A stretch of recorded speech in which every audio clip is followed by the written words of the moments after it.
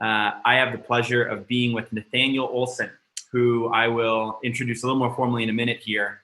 But before we dive in, just want to again say for all of you who are watching this today, whether you're watching it live or you're watching the recording, that this show, Abundant Leadership Live, is really about supporting you in your leadership and being more powerful in the way you lead yourself and lead others, whether that's in a sales capacity and you're leading customers or you're leading a team, and it's how you lead individuals or culture. So today, I have a client of Abundant and a friend and somebody who is someone I'm really excited for everybody to hear from, Nathaniel Olsen. And Nathaniel is the founder, and your role is CEO, right, of Gen Marketing. And Nathaniel, you're muted, by the way, so just want to make sure you unmute yourself. And Gen Marketing is a direct sales organization. And Nathaniel, how many people are sell for Gen Marketing? How large is your sales org? Yeah, so we have around 150 sales reps. 150 sales reps, yeah. And I've had the pleasure of getting to know a lot of the leaders on Nathaniel's team, and seeing the managers that are a part of the Gen Marketing organization, and seeing just the leadership team that leads the whole organization. And I think what they're doing is something really special in the culture that they're creating. I've had the opportunity to peek underneath the hood, so to speak, of a lot of different teams, hundreds of teams over the years. And when I see something special with what a team is creating, I take note, and I definitely notice it when there's a true connection that exists within the culture. And from what I saw with Gen Marketing, I think that they are really creating something special with a lot of connection in their culture. And today I'm looking forward to just unpacking that and talking about that with Nathaniel. And so, Nathaniel, welcome to the show. Ben, appreciate you having me on. Excited to dive into this. And yes, it's been a pleasure working with Abundant this last year. I know our organization has benefited immensely. And so, just appreciate everything you're doing and looking forward to jamming on this call. My pleasure. My pleasure. Nathaniel, I think my first question is really simple, and it's just, how much do you care about culture? I care a lot about culture. Culture is everything to us. Culture is, it's the thermometer for what the success, the development, the cultivation that we are going to see within our organization. Yeah. We had a really neat meeting last night. A lot of our sales reps and leaders are back from their hard summer push. And we had just our first, get together, bring your friends, bring your, recruits in your network that are interested in this opportunity. And, we want to talk with them. And so we had a big gathering last night, and one of the gentlemen that came, it was the first time that he stepped within our walls. He approached me after the meeting. He said, I've been to a lot of different sales organizations, similar type of meetings, and there's something different here. It feels different. You guys care. I can tell that you're invested in your people. Obviously, the financial aspect is important to you, but I can genuinely tell that is not everything, that you want me to be my best self. And that was just a really cool experience to have, and a reassurance to me that our culture is on the right path. So yes, culture, very, very, very important. I'm curious, from your perspective, how do you think that individual was able to feel that from one meeting? Yeah, we took time for everyone to introduce themselves, ask them questions, really wanted to get to know them for who they are, what their passions are, what it is they hope to do in life.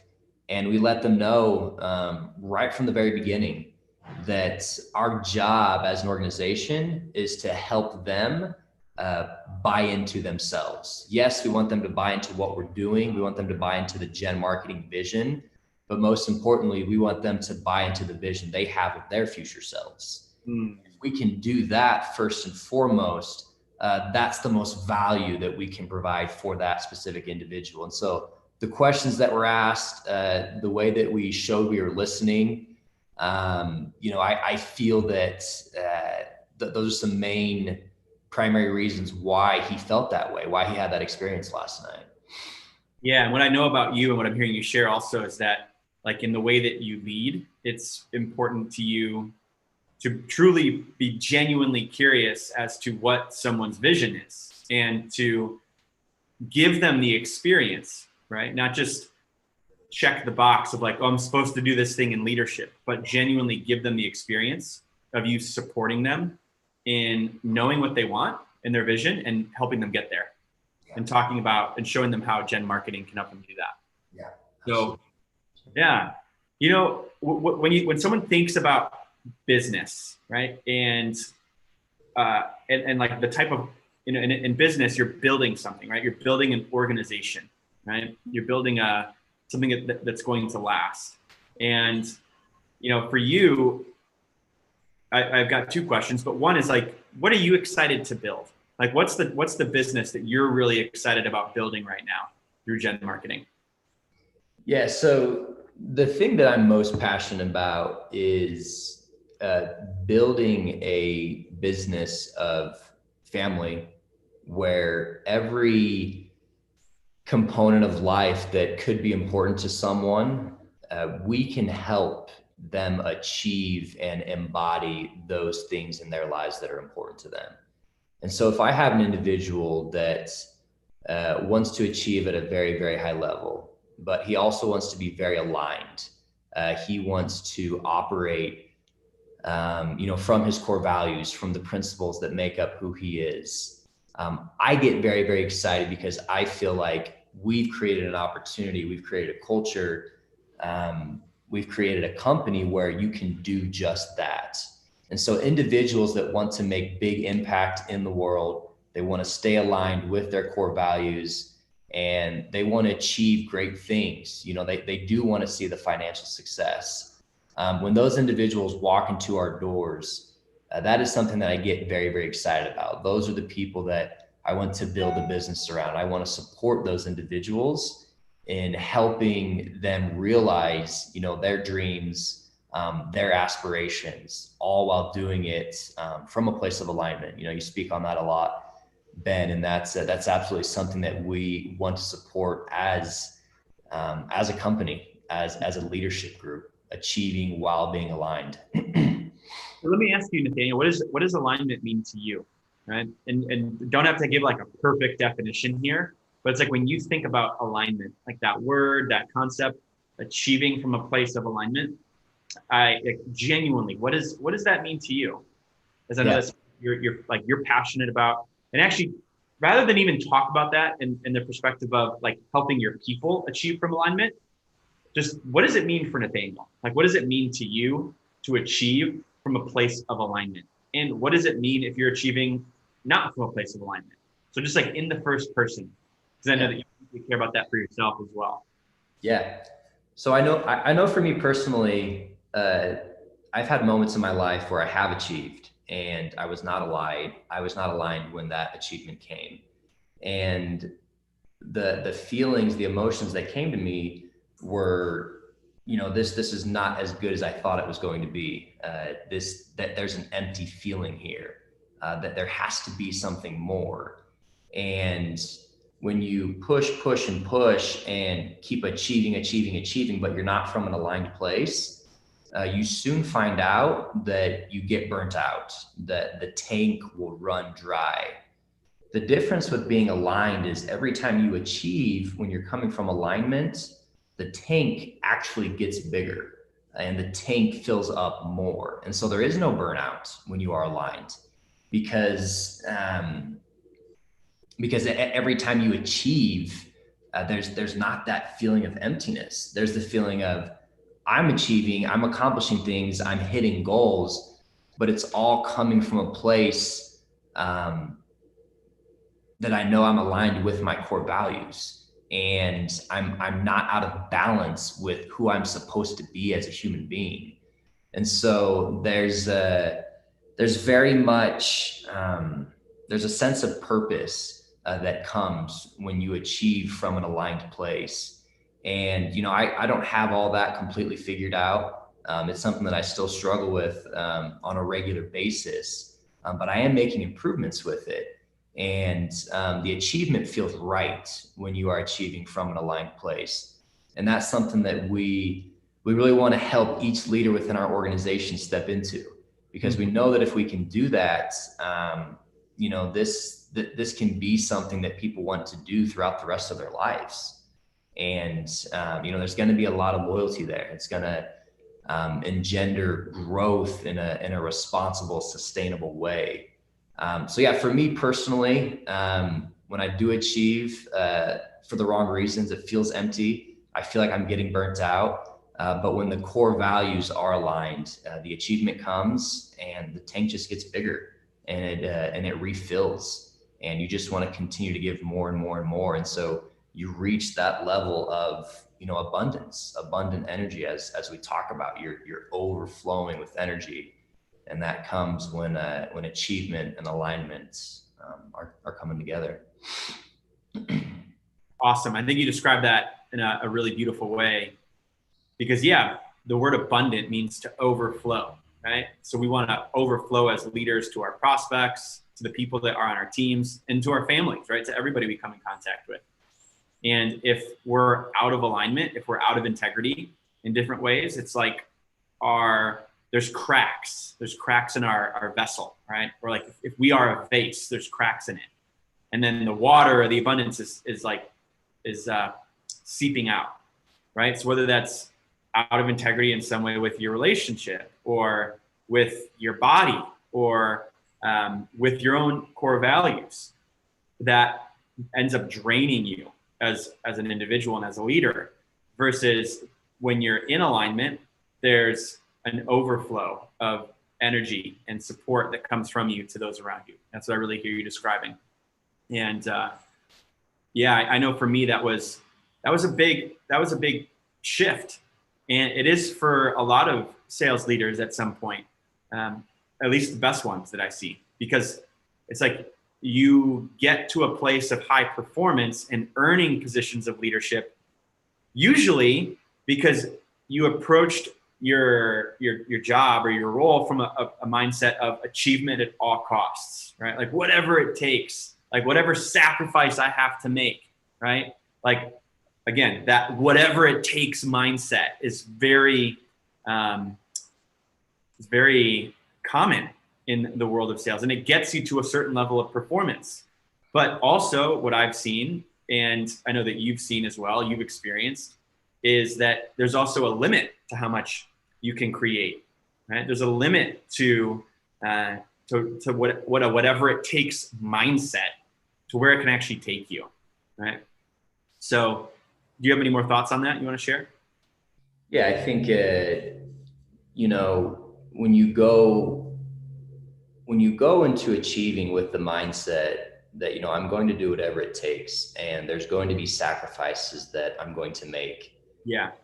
Those sacrifices are going to be, some important things to me. There's going to be potential neglect in important relationships. I'm going to neglect, my body, my mind, my well-being. I think, right away that's coming from a place of scarcity. Mm-hmm. And, you may think that you have a vision, you are thinking big,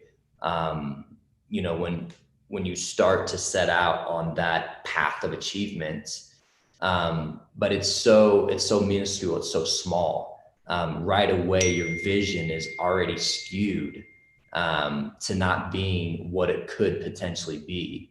And so when you commit to, and you convince yourself, and you attach yourself to, no, I'm going to achieve at a very high level, and I'm going to not neglect my relationships. My relationships are going to be healthy. I'm going to take care of myself.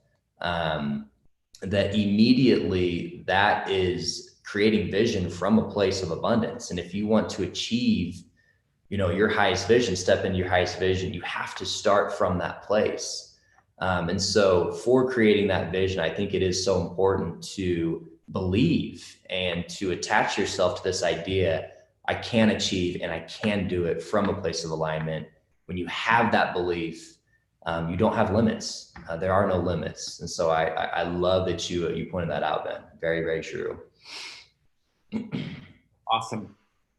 So, I think the place I want to go here is, what have you seen in your team? What have you seen in your culture and in terms of you really making this a priority and what that's done for the culture of Gen Marketing? Yeah.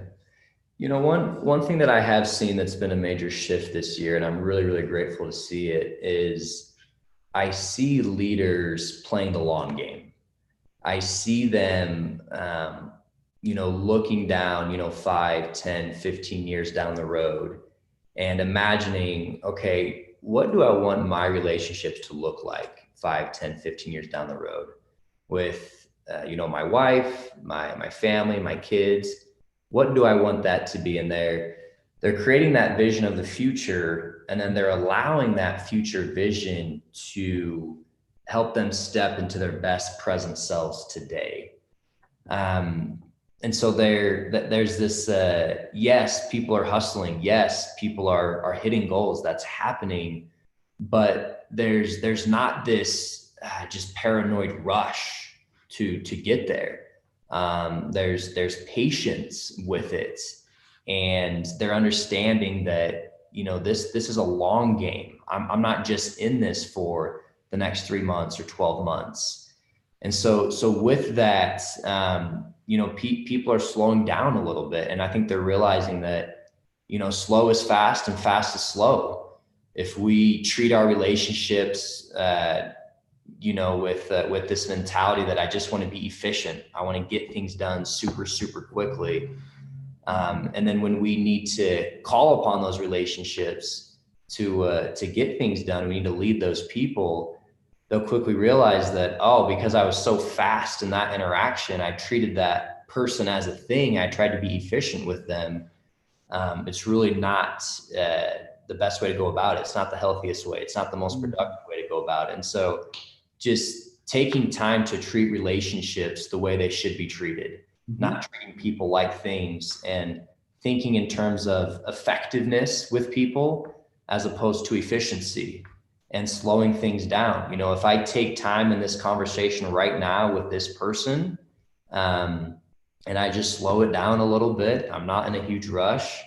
Ultimately, when I do need to lean onto them for something, when something needs to get done, they're going to get it done quickly. And so slow is fast in that regard. And so that's one major shift that I say that I've seen happen this last year as we've stepped into just more abundant leadership, is the rush isn't there as much, and people are playing the long game. People are achieving at a high level, they're hitting goals, but their family relationships are beautiful. Marriages are taken care of, kids at home are taken care of. And I love seeing that. I love seeing that when people step within our walls, and the people that we're inspiring them to be, we want them to be great husbands. We want them to be great wives. We want them to be great fathers and mothers. And that's the most important thing to us. And we know that if we're aligned with that, that all the achievement is going to come. And when it does come, it's going to feel right, because it's coming from a place of taking care of the most important things first. And so that has been a huge shift. Not such a big rush. People are playing the long game. And I've loved seeing that. We've got a question, Nathaniel, from someone. And that, how would you start the slowing down process? And I think let's both tackle that question from someone who's asking it here. And the one thing I want to point out is, especially in direct sales, but this is true in a lot of different sales roles, there's this pattern of achieve at all costs, push the pedal to the metal, and go till you can't go any further. And then it's in direct sales, it's like, it's the end of the summer now, right? And so then now let yourself relax and almost like forget work completely, forget your vision and disconnect completely for a few months. And then, come December or late November or January, like then refocus. And it's almost like starting over again, right? And you've got to like relearn everything. And like you're kind of hoping and wishing that you'll be reconnected to the vision. But in the meantime, you're not really like nurturing your long-term growth or vision. And you're kind of like, you push the off button. And the consequence of that is like constantly having to start back over versus being able to build 1 year on top of the other, 1 quarter on top of the next, and make that progress consistently over time. And it's not that we don't value results. We do. We're valuing the results for the long game, right? Versus like that's more important than results now. And we do want results now, absolutely. But it's like the way that you get the greatest results a year from now is by learning to keep the end in mind, play the long game now, so that a year from now, your results are even greater. And with your team, it's valuing developing leaders on your team more than results now. And then when that's the case, the results become the vehicle for leadership development versus just a means to an end. And if they're a means to an end, it's like, oh, well, what's next? More results. And that's not very inspiring, especially in the long run. But if there's, what I like to talk about is the difference between chasing a goal and pursuing a vision. And so when people are tapped into a vision that's meaningful to them, that's inspiring, that's the long-term vision. And that could be a year from now or 3 years, or it could be 5 to 10. But then actually our goals have more meaning. But the goal is not the end of the line, right? It's a step towards something even greater. So in slowing down to someone's question, what would your advice be to that person and how to start the slowing down process? Yeah. This is something that I've thought a lot about this year, and it's something that, I'm continuing to just try to step into and try to figure out. One thing that's made a major difference for me is actually this analogy that I'll share. So I'm really into fitness and exercise, particularly CrossFit. I competed in CrossFit for several years, and just really loved just competition, pushing my body to the limits. And the gentleman that was the greatest CrossFitter in the world, he was winning the CrossFit Games every single year, year after year after year. It's a guy named Rich Froning. And he talks about this concept of active rest, meaning that while he's efficiently, moving a barbell or doing wall balls or doing sit-ups, whatever movement he's doing, yes, he's being very, very productive and getting a lot of work done. But at that same time, he's doing everything he can in his physiology to keep his heart rate low, so that he doesn't redline, so that his heart rate is not through the roof and he's just completely exhausted. And so he focuses on basically resting while he's working. And because he's able to implement that concept, he's able to move through workouts much more efficiently and effectively than his competition. And so I think about, okay, how can we apply this in a work setting, in a life setting? What are things that we can do so that, yes, we are getting things done, we are being productive, but we're doing it in a way where in that process, we're getting alleviation, we're getting sustainment and support, and we're not feeling overwhelmed or overburdened by everything that's going on. And so one thing that I've done that's helped a lot is, the morning routine. Before the world wakes up, what are you doing to refill your tank? What are you doing to get your energy levels to where they need to be so that you're ready to take on everything that's going to come? Exercise is one of those things for me that makes a major difference. Meditation, prayer, study, all of those things, getting them done before the world wakes up. You absolutely have to do that. And so this idea of slowing down, I think we step more fully into that by making sure that we are taken care of, that our life isn't living us, but we are living our life. And the activities of our days, they don't just happen by, happenstance or default, but they actually happen by design. When I feel like I'm in control of what's happening, that's when things can slow down for me.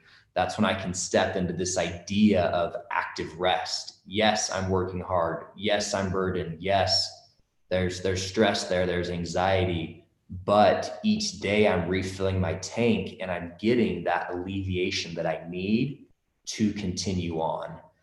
So really, really neat concept that obviously works, in competition for the greatest CrossFitter in the world, and a concept that we can definitely apply in the work business setting.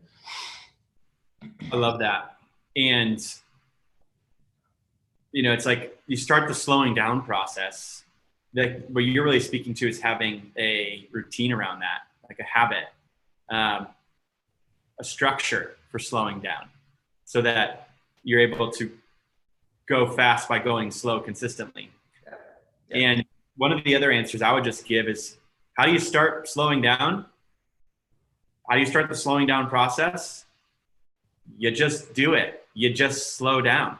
And it's asking yourself, like, what's the environment I need where I can slow down?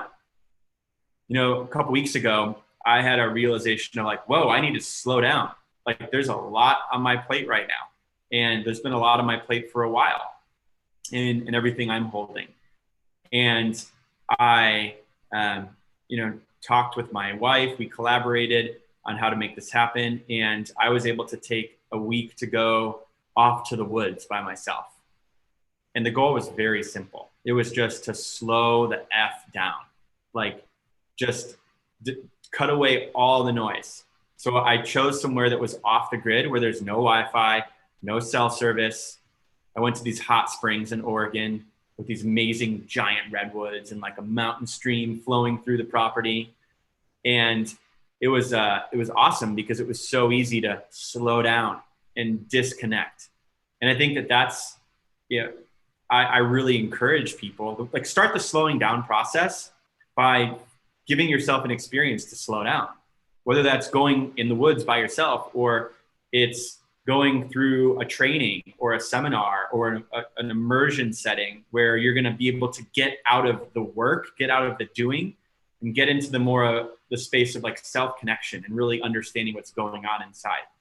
It's making slowing down a priority and taking the time for that. And, we live in a world where there's so much stimulus. It's unbelievable.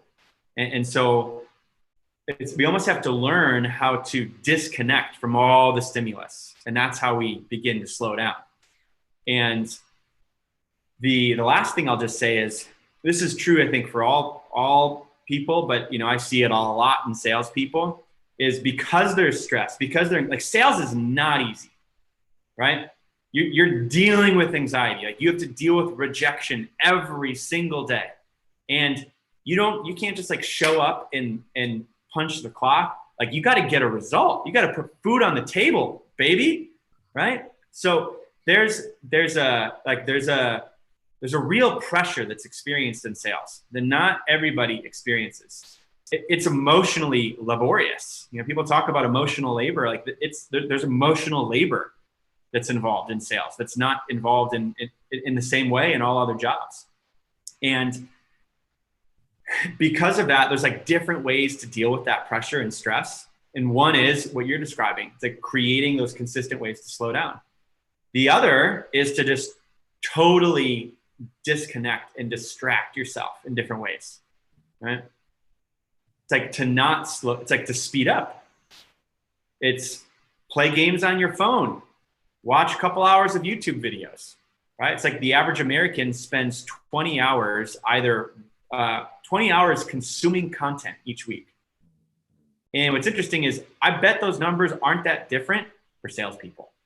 Yeah. I don't have those statistics, but it's like, oh, I can't create the time to slow down. Well, how much time are you spending on your phone watching stupid videos or like entertaining yourself with podcasts that don't matter, right? So many people are listening to content that just is entertainment. I'm not saying don't entertain yourself. I'm not like saying be masochistic, but like there are things that most people are making a priority over creating time for themselves to go slow. Well, hey, Nathaniel, there's one more thing I want to make sure that we talk about today, which is just a little bit more about the culture that you've created. And, I got a chance to peek underneath the hood in getting to meet a lot of your leaders. And one of the concepts that really is important to me in what creates powerful culture comes from a study that Google did called Project Aristotle. And in this study, they took a look at their highest performing teams, and I tried to identify what's the common factor in all of Google's highest performing teams. And the common factor they found was that there was psychological safety on the team. Safety to bring one's full self to the table, right? Your full vision, your full vulnerabilities and fears, right? And when that's possible within a culture, it's psychologically safe, right? To be yourself, to be authentic fully. That was the most common factor they found on their highest performing teams. And there's a lot of other research that's come out to support this. And so I'm curious, when I came to see your team and got to know your culture, that's what I noticed. I was like, there's psychological safety here. People are being more vulnerable than is typical in a setting like this, especially in direct sales and door-to-door sales. There's this like machismo, right? This like macho of like, you have to be good enough to like fit into the club. And it's really what's interesting is it's, as much as like those cultures like to think that they're strong, they're really perpetuating deep insecurities. And like that's, often that starts at the top. There's like deep insecurity in the leadership that then gets transmitted down to the rest of the culture. And people are performing from this place of insecurity and trying to fit in and be enough, like be good enough to be accepted by the tribe, the culture. And it's actually very unsafe if that's the case. And so I'm curious, just what are your thoughts on that? And what have you done to create safety in your culture, which is something I really admire and I think is important. It's really, even beyond the results, like it ends up leading to performance, especially in the long run. But beyond that, it's just important. Like, hey, what's the real impact that we're having on people who we lead? So I'm curious what your thoughts are on some of the things that you've done intentionally or even unconsciously that you feel have really created safety in the team. Yeah. No, that's a great question, Ben. And it's definitely something that we've tried to instill in our culture. I would say first and foremost, it starts with vulnerability. And it starts with me being vulnerable just at the top. If I'm having a hard time and someone's asking me, hey man, like, how you doing? What's going on? I have a choice, in the way I'm going to respond to that question. Am I going to put on the mask and say, oh no, I'm good, everything's fine, and not step into vulnerability, which means that I'm not creating safety because I'm not being authentic, and I'm sending the message, hey, I'm not being authentic, so you don't have permission to be authentic. That there's no safety there. And the other choice I have is to say, no, yeah, man, I'm actually struggling right now. Let me tell you what's going on. Hopefully through this conversation, I can get some help because I need it right now in this moment. I have worn masks in times past, and it doesn't work. It doesn't create the safety. You are sending a message to everyone else that they have to wear a mask. And if they step into vulnerability, it's not okay because the leader's not doing that. And so, yes, first and foremost, stepping into vulnerability, being willing and open to have those conversations, being willing to tell people, yes, I'm struggling. I need your help. And then the other thing that, we've done that's made a big difference is we talk about it. We talk about psychological safety all the time. That Project Aristotle case study that Google did, that's something that's probably talked about 2 or 3 times a week within our walls. As new recruits come in, one of the first things we say to them is, hey, we want to create as much safety here as we possibly can. We know that the highest performing teams, the number one characteristics they have in common is psychological safety. And so what are some things that you have seen throughout your life that people have created safety for you? And how can we do that moving forward in this relationship that we have? And so we're constantly talking about psychological safety, and it even bleeds into our sales training. We train our brand new sales reps that your objective when you are working with a customer is to create as much safety as possible. And if a customer is saying no, that's not their final decision. They're just simply saying, I'm saying no right now because you haven't created enough safety for me. And so what can you do to instill more safety in this relationship so that a transaction can occur? And so we're talking about it in our sales training. We're talking about it right from the get as we're bringing recruits in. Anytime we have a one-on-one with sales leaders, it's, hey, what can we do to create more safety for you? So yes, I feel that people within our walls, they have full permission to be their full selves. And when people feel like they can show up in all their beauty and all their weakness and all their blemishes, they come and they play full out. And that's exactly what we want. We know that safety is the way to get there. So yeah, those are a few things that we've done. And we've especially tried to make that a point this past year, Ben, and it's been a huge help. It's absolutely benefited our culture. And I can confidently say that the people within our walls, they do feel safe. They do feel safe. Awesome. Well, hey, Nathaniel, I think that covers everything that I wanted to have you share about today. Is there anything else that you'd like to, say in closing to any hustlers out there, high performers, aspiring leaders, current leaders? Any final words of wisdom from you that you want to share as we sign off here? Yeah, it's a great question. This is something that Michael Brabant talks about a lot. And I think it's important for especially sales leaders to understand is that there's an angel and there's an animal within each of us. And if we want to step into our full best selves, we have to embrace the aggressive animal. We have to embrace the beasts. We have to embrace the part of us that's just going to get it done, make it happen. But then again, we also have to embrace this angel. We have to embrace this vulnerable side of us. We have to embrace the authentic side of us in order for our relationships to flourish, to be beautiful, and to be what they're supposed to be. And so I would just simply say that it's important for us to embrace the animal and embrace the angel. And as we can do that, we will step into our best selves, and to strive to do that on a regular basis, the angel and the animal. Awesome. Love it. Great final words there. So Nathaniel, again, thanks for coming on today. Pleasure to have you share some of your wisdom as, you're up to some really important work, I'd say, in the organization you're creating. You and I have talked about the ripples that will be sent, especially in the long game, through the way that you're showing up to intentionally create culture with your team. Yeah. So it's an honor to be able to support you in that journey. And to everybody watching, as we're signing off here, if you have any curiosity to learn more about what Abundant does, you can go to abundantleader.com.